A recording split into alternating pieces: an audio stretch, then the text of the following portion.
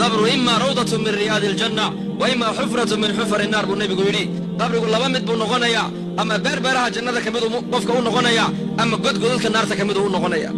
سيدنا عثمان رضي الله عنه مر اللي مركو قبورها يمادل لماذا كد هذين السي وحال إلى عثمانو جنة النار مركا لغا شيكي مو يديده قبرك محل إلى مركا دركت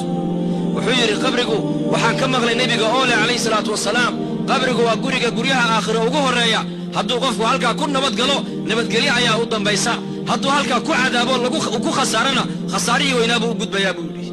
zuraarata ibn abi awfa masaajid buu ka ahaa imaam taabici buu ahaa salaadii subax buu jamcii tujiyey rakacaddii hore markuu suuraddii faatixada uu dhammeeyey suuratu lmudathir buu ku xijisiiyey markuu marayo faidaa nuqira fi nnaaquur fadalika yowmaydin yowmun casiir cala alkaafiriina hayru yasiir maalinta suurta aan ku dhifanna baa ilaahay waa maalin culus weeyaan maalintaa dadka gaaladaana kuma fududu baa ilaahay yidhi aayaddaa markuu marayay ninka imaamka taabiciga jaliilka uu dhacay oo nafti baa ka baxday